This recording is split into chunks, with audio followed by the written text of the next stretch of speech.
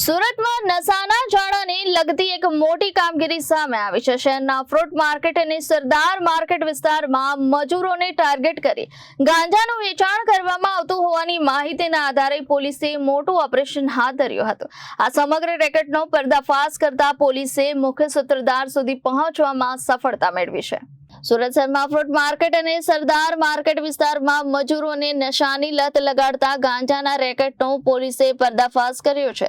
તપાસ દરમિયાન સામે આવ્યું છે કે આ નેટવર્ક ખૂબ જ સુવ્યવસ્થિત રીતે ચલાવવામાં આવતું હતું। પોલીસે આ કેસમાં વધુ તપાસ કરતા ઓરિસ્સાના ગંજામ જિલ્લાના શેરાગઢ વિસ્તારના ગાઢ જંગલોમાં ઓપરેશન પાર પાડ્યું હતું, જ્યાં વેશ પલટો કરી પોલીસે રેકી કરી અને આખરે મુખ્ય સૂત્રધાર આલોક ઉર્ફે દેબાશીષ ગોડને ઝડપી પાડ્યો હતો। ચોંકાવનારી વાત એ છે કે આરોપી પહેલા કેરલામાં ગેરેજ ચલાવતો હતો, પરંતુ માત્ર 3 જ મહિનામાં તે ગાંજાના ગેરકાયદેસર વેપારમાં પ્રવેશ કરી મોટો માફિયા બની ગયો હતો। હાલ પોલીસે આરોપીને કસ્ટડીમાં લઈ આગળની કાર્યવાહી હાથ ધરી છે અને આ નેટવર્કમાં સંકળાયેલા અન્ય લોકો સુધી પહોંચવા માટે તપાસ વધુ તેજ બનાવવામાં આવી છે। Reporter Arvind Rathod, Janadesh news, Surat.